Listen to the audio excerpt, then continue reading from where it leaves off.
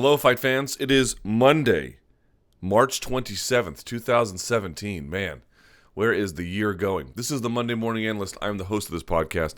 My name is Luke Thomas of MMAfighting.com, SiriusXM, and a whole lot of other places. 3 parts to the podcast. We look at what happened in the week prior, sort of drill down in specifics about something that happened over the weekend, take a nice long look at it, and then take a look at what's coming up in the week ahead. Now, I made a major gaffe on 2 accounts last week. Boy, not my finest moment. Number one, I thought that over the weekend it was going to be Bellator 175. Now, that's actually going to come up this weekend, but I was a little bit ahead of the curve there in trying to get that up. And I completely botched and neglected to mention Invicta. So a double whammy there. Quite a pro I am at this. So here's what we're going to do today. Invicta took place over the past weekend.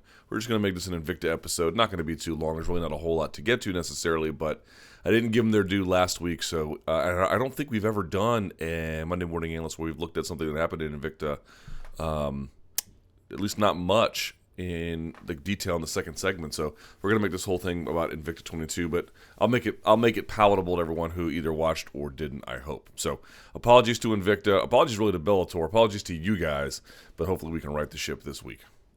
Invicta FC 22 Evinger versus Kunitskaya 2 took place at the Scottish Rite Temple in Kansas City, Missouri. Don't have any attendance figures or gate. These are usually smaller shows, so it would probably be a modest sum, but take that for what it is.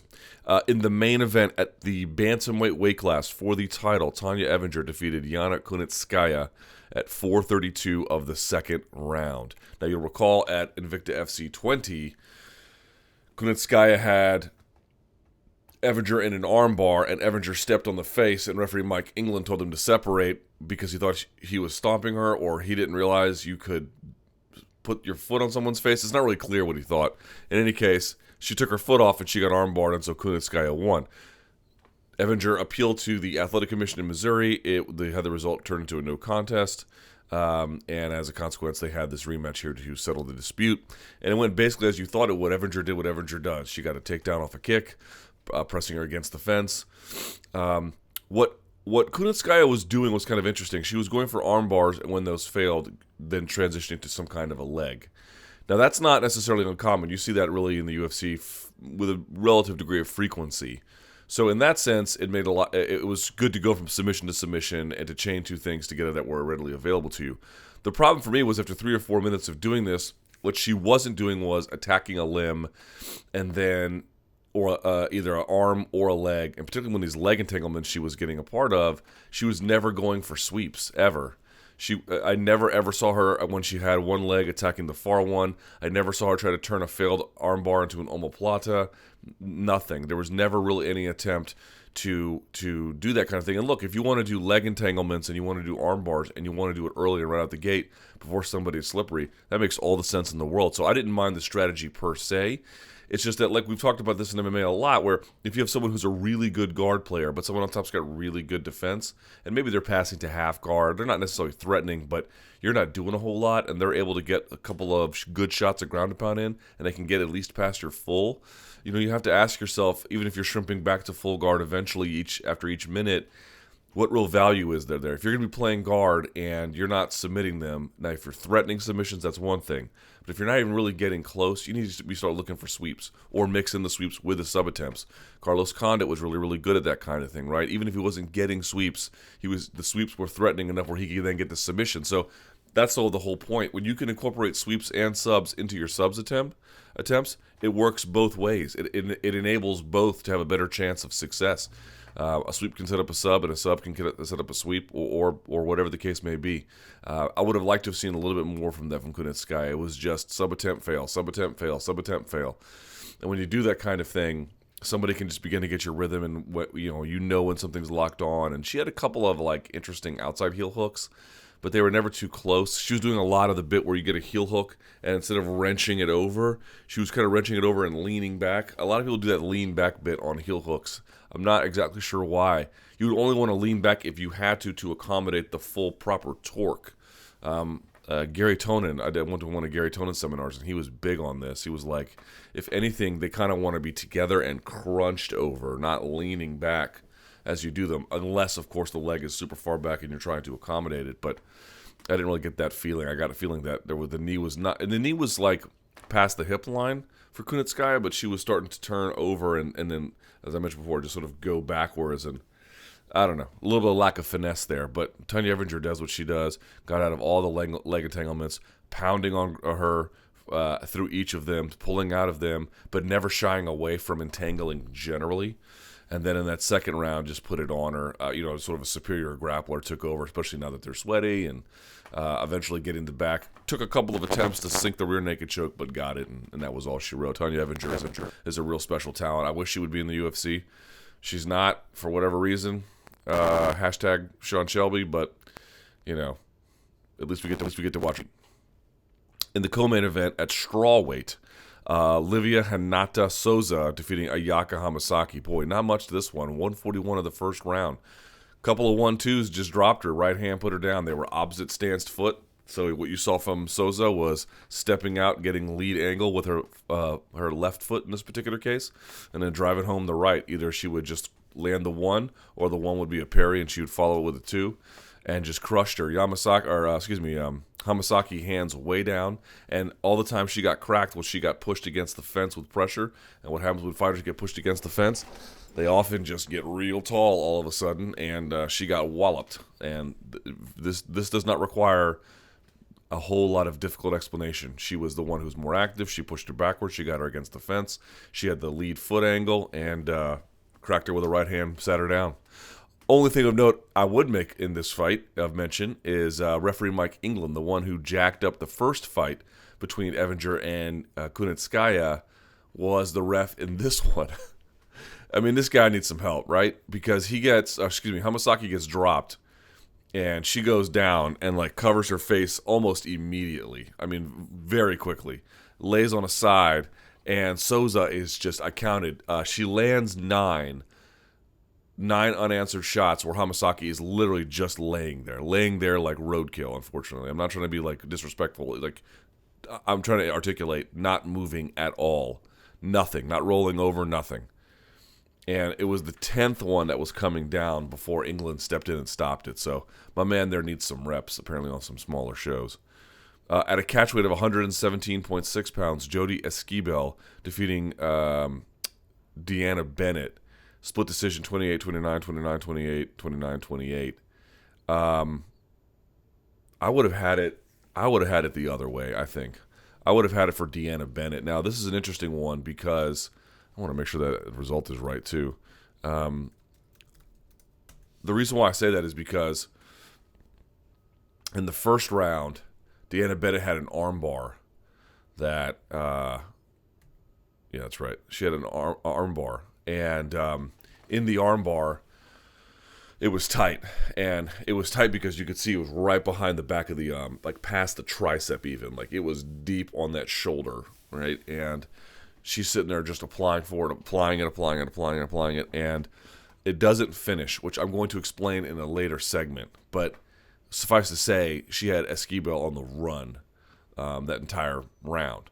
Second round, what was happening was Esquibel is the shorter fighter with the less reach. By the way, shout-outs to the yoga pants she was wearing, which, by the way, were illegal in Missouri because they haven't adopted new rules. So, getting that extra cloth below the knees, it didn't have much of a role in this fight, but it could have, depending on who else it was. You tell Shinya Aoki you get to wear pants through the midline of his calf, he'll be thrilled. In any event, so the first round clearly goes to Bennett. No doubt about it. But what was happening in the first and the second round, to an extent, was Bennett just wasn't really committing to anything. That changed over the course of the second round. In fact, enough in my judgment to give her the round. But especially in the first and halfway through the second, the armbar sequence notwithstanding, Esquibel was doubling up on shots, landing the lead left hook, getting inside of that range from DeAnna Bennett. And when Bennett began to throw push kicks as well as really getting behind the jab, that whole thing changed. The question is, did she do it enough in the second round to really turn the tide? In my judgment, she did, and especially in that third, I thought she took no problem.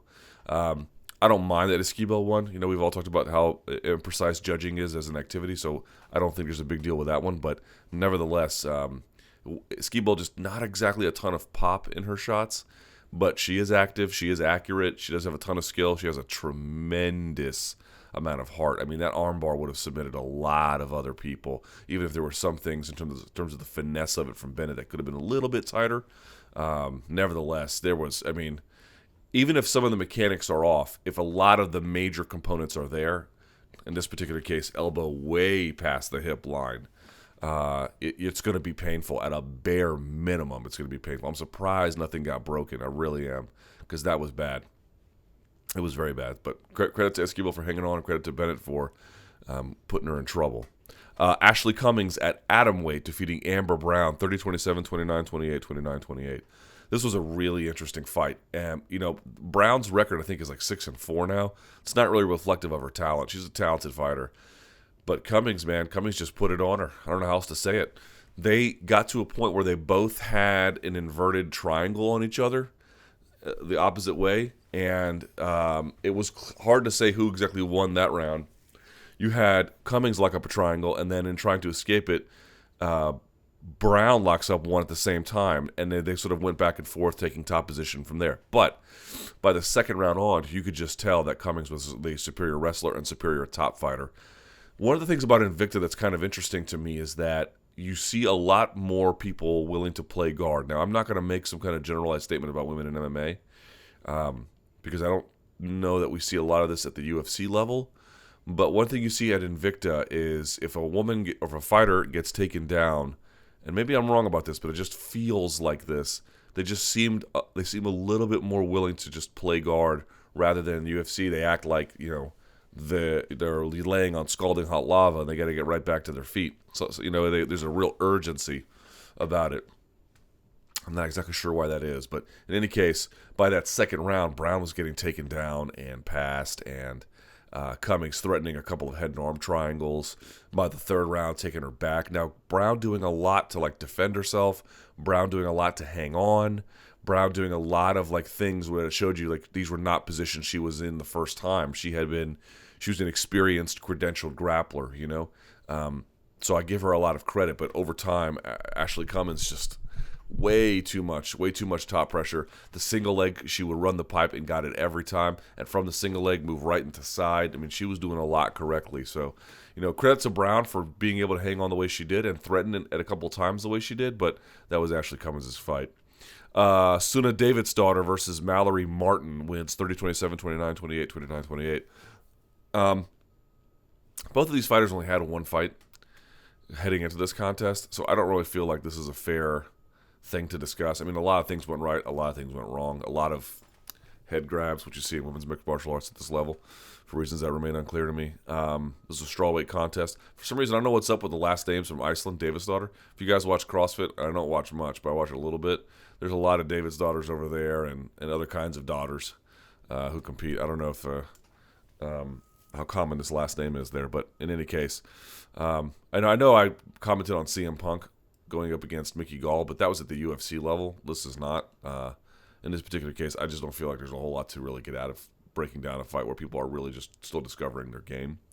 Miranda Maverick defeating Kal Holliday via armbar at 301 of the first round at a catch weight of 120 pounds. Boy, this was an interesting one. We're going to break this down in the second segment because it just shows you what proper armbar defense does and doesn't look like. Let me just say something about this. We often get into these debates about gi, no gi, what's the best, what's the bet, what's the worst, what's really valuable for training. This to me is going to be a clear case where you can see, I don't know that Holliday doesn't train in the gi.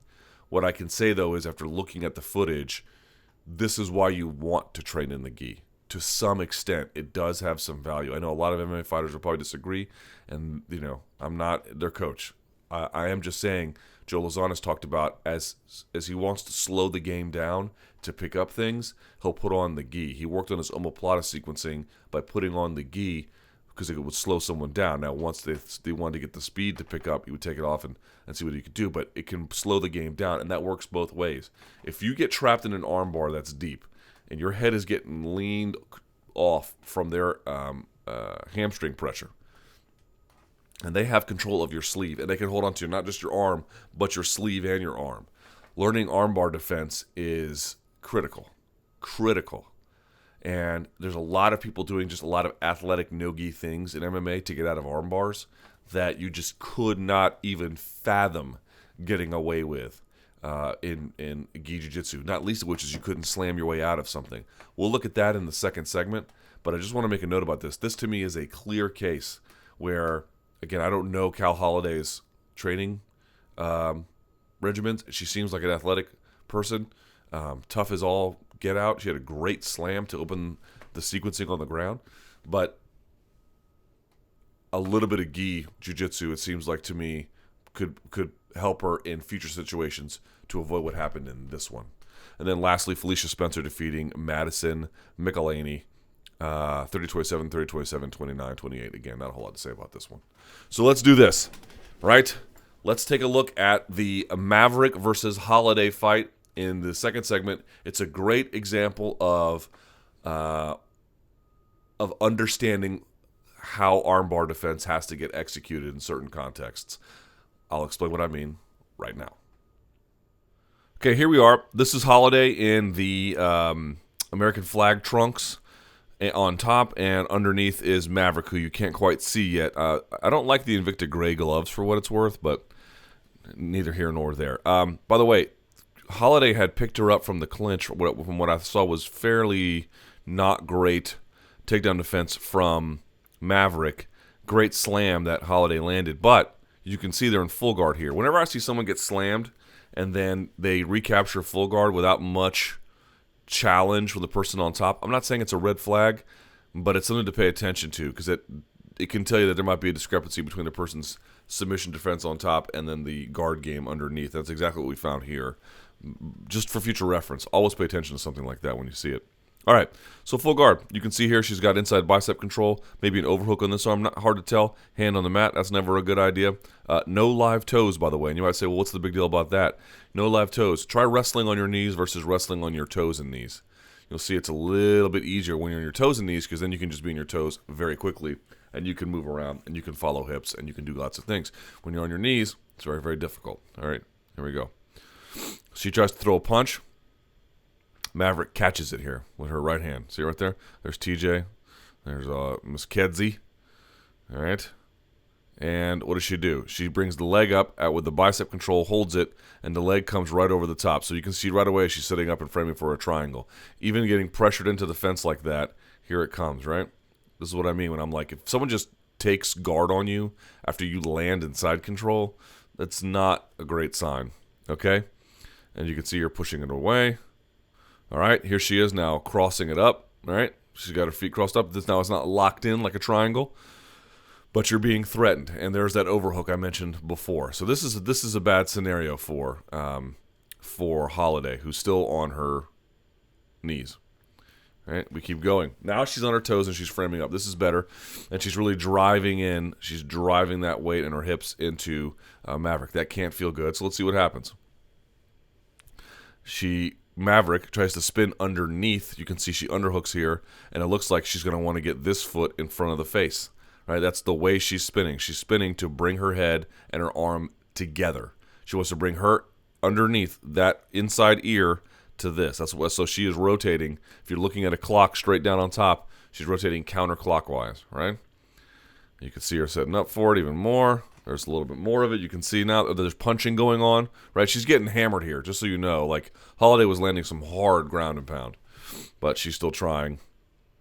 And now you can see she's letting go of this, and she's going to slide that foot in front. Now she's coming down. See how she didn't just let her leg go and bring it around. She's going to slide it around and find an opening for it. There's another look at it. You can see right here. She's hooked the leg. She's going to bring her ear to that hand, like I mentioned before, and then this leg is going to come around on the face.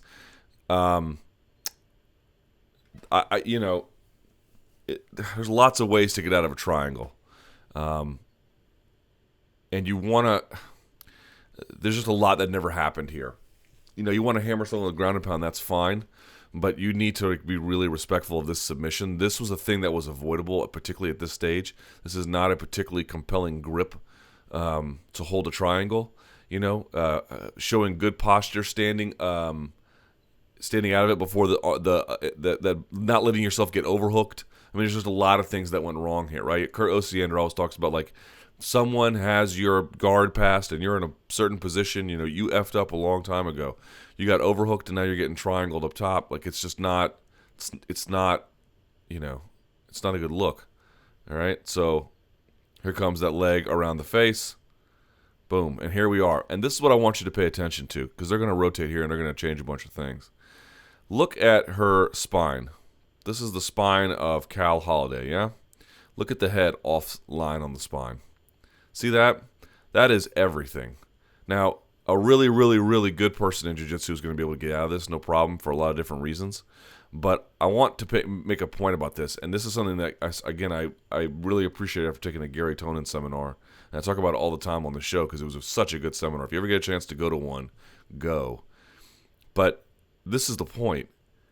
There is neutrality in the spine up until here, and the head is just getting banged over. The most important muscle, because I don't really count like your hip bone as a muscle. And yet, yes, if you're driving your hips underneath someone's elbow, that's obviously maybe the most important. But right alongside it is the hamstrings. People don't think of an armbar as your hamstrings being really affected. In fact, as I mentioned previously in the DeAnna Bennett Jody Esquivel fight, what you saw was a lot of times Bennett going straight out. Like, imagine this leg was not curling down. It was straight out, and they're just driving the weight of their hip behind the elbow. That's real painful, but it's not finishing. Now, a couple times Bennett, retracted that and fixed it. I'm just pointing out here, you cannot imagine how important the hamstrings are in a proper armbar, especially an inverted one from what was essentially guard before. It's really, really categorically important. It is essential. You have to break their posture. And if you can, and I know she's still standing up a little bit here, but if you can wrench their head over and prevent them from really sitting up or changing directions enough, if you can control the head, and this essentially helps her control the hips, you've got them dead to rights for the most part. Unless someone's really, really, really good or flexible or whatever the case may be. Head and hip control at all times, and getting that head off of alignment and bringing them down to you. This is more off to the side rather than down. You should think of a proper armbar as, yes, people see someone's body extended and they think it's about an extension. It's not. It's mostly about creating a proper crunch and then opening up the crunch. But you got to get that everything sucked in nice and tight together first. So just keep that in mind. So here we go. Now there's evasive maneuvering happening, right? Still got it. She's even wrenching it behind further now. Maverick is. Okay? You can see her putting a hand here to get this off. I would have gone a little bit higher on the ankle, and this is, again, it's a little bit too late at this point. Not exactly, but, you want to get it off, but like truly the one you want to get off is actually the one on the inside. That's the one that's doing most of the damage here, to be honest. You probably feel like you can get this one off better, but in any case, you can see her trying to use a hand to pry it off. That's not going to be very easy. Your leg muscles are way stronger than someone's arm muscles. Just a lot. Think about how much someone can squat versus how much they can bench or curl or something like that. Your leg muscles are way stronger. All right, and now what she does is she lets go of that inside leg and is going to spin to get a proper. She wants to change angles on her hips with her because right now they're almost aligned. So she spins underneath to get a different angle. She lets go of that arm. Here she is, and you can see, look, their hips are almost aligned, which is where you would want to be. And she's got an overhook armbar here, which is almost like that Crone Gracie JT Torres thing from ADCC. Just so you know, there's lots of different overhook armbar variations. You can overhook this arm, and then you can attack the other arm. You can overhook this one. You don't have to invert for it. There's 1,000 different ways to get an overhook on this one, and you can see the arm here. So just keep that in mind. Crossing the ankles, not an ideal situation, but, we're against the fence, and she's doing the best she can, so that's fine. I want to point out the referee ultimately puts himself in a really bad position. This is not where he should be.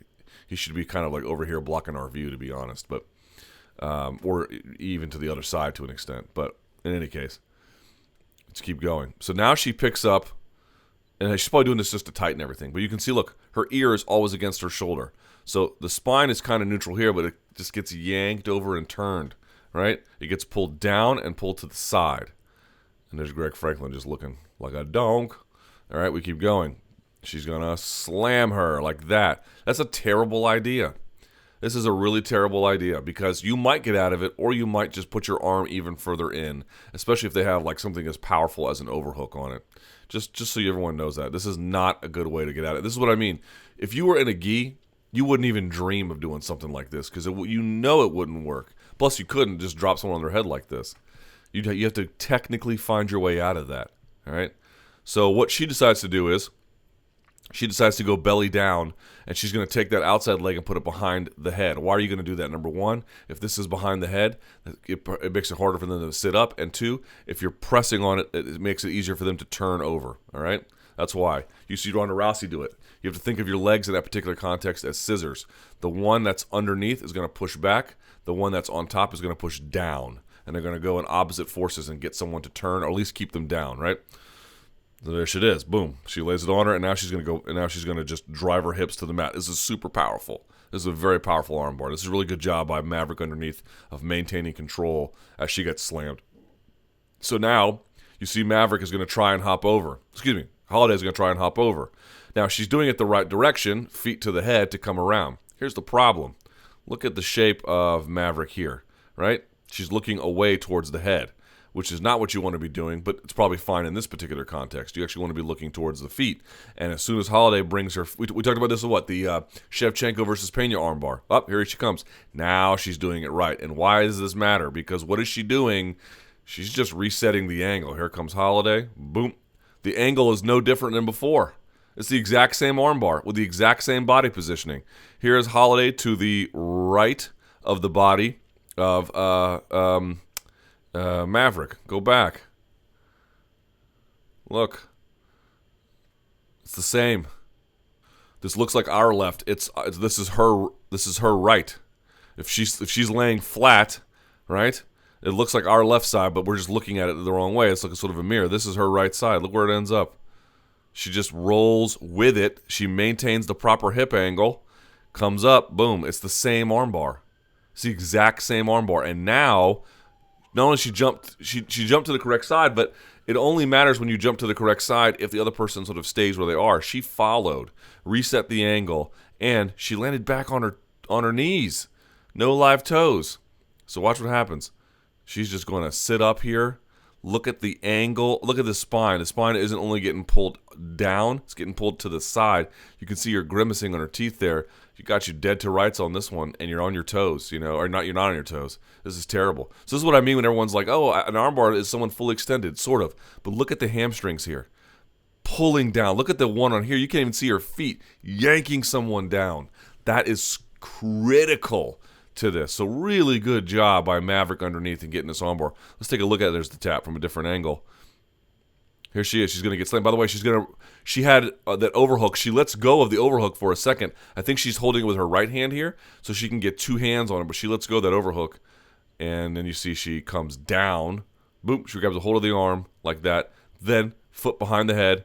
Holliday's going to whip around this way, but she's going to go from looking to her left to looking to her right, rotating the hips. Here she comes around. She needed to get this leg off of her face. The other one that was around was sort of incidental.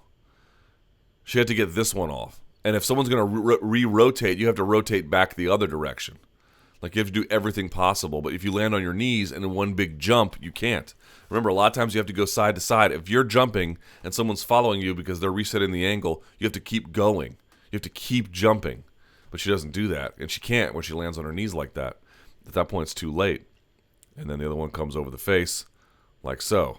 Like, I mean, look at the spine, right? Look at the spine being out of alignment. It's terrible, terrible, terrible. Let's take one more look at it here when they come around. This is on top, right? She goes underneath. You can see, now that's a great angle.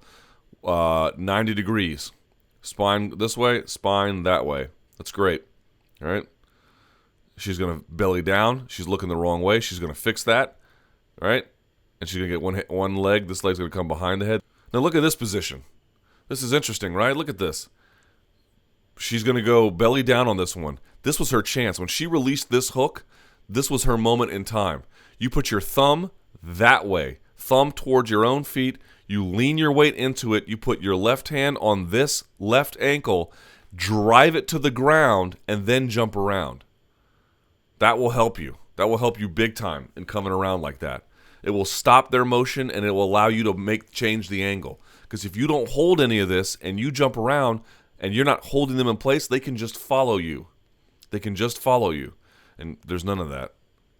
So here she goes around, and now she's, again, this leg is going to pull this way. This leg is going to drive that way. That's what's happening here. All right? She's going to turn. She turns the right way, but the problem is if you're not controlling this person, it doesn't make much difference. And she comes around, and she's getting crushed here. Can't get the legs off because they're super hard crunching down. Look at her maintaining proper poise. Boom. Look at how off-center that head is, man. Let me make one note about the referee's position here. If I'm the referee like this, I understand the position you want to look at this, but you have to think logically and know a little bit of jiu-jitsu. You know she's going to bring her feet around the head, or where the head is eventually going to end up. And so you see, like that, if you see this and someone's going down, this is the final stage of an armbar, basically. Now, she doesn't have the leg behind the head here, but if you see the feet and the head here, you know she's coming this direction. And she actually runs into him. You could look at this. You see her coming. You're in the way. Like, you're in the way. She's actually going to jump over and then run into him. Like there. Slides are a bit out of order. Look at that. Bad referee job right there. I don't think Greg Franklin is a bad referee, but that was a bad job. But the point is this. Look at that. That's amazing. It's just a nice armbar. It's a great job. And I'm saying all the things that Holliday wasn't doing correctly, but even with that, it can be hard to maintain control. And I think that's the key you have to understand for what Maverick did. Yes, Holliday made some errors. She, didn't control different points of the leg when she needed to. She was on her knees at a certain point when she should have been on her toes. She get her hands on the mat. She let herself get overhooked. She had improper posture at certain points. But even with that, it's still hard to hold on to one of these when you're getting slammed and turned and the person's jumping around. Great job by Maverick of always making sure she never let the submission slip from her hands, quite literally and figuratively. Great job by her. And last but certainly not least, let's try this one more time and take a look at what's coming up in the week ahead. Bellator 175 is this week. I'm sure of it because I'm reading the date now. March 31st, 2017 at the Allstate Arena in Rosemont, Illinois. Rosemont, not Chicago. This will be the rematch between Quinton Jackson and Muhammad Lawal. I'm still not sure about the catchweight scenario, but it's technically a heavyweight bout. The first one was, of course, a light heavyweight bout, Bellator 120, which was, of course, the first Bellator pay-per-view. I was there. It was quite an event. So Quinton Jackson will fight Muhammad Lawal for the second time. And the co-main event, Sergey Haratonov facing Chase Gormley. At featherweight, Marcus Galvan bumping up from bantamweight to featherweight, who, of course, he's had some weight, some making weight issues. He's going to face Emmanuel Sanchez. That's an interesting contest. That might be the best fight on the card, to be honest. Steve Cazzola taking on Jake Roberts, and then Noad Lahat taking on Lloyd Carter. There you go. So, if you have any questions, email me, luke.thomas@sbnation.com. You can see my Facebook and my Instagram information below. Hit me up on the gram, like Trinidad James. I'm on Instagram, straight flexing. So please hit me up there as well, and on Facebook. I would appreciate it. Be back next week, folks, with some Bellator coverage. Let's hope they give me something worth note. Until then, thank you guys so much for watching. Congrats to all the winners from Invicta 22. And until next time, enjoy the fights.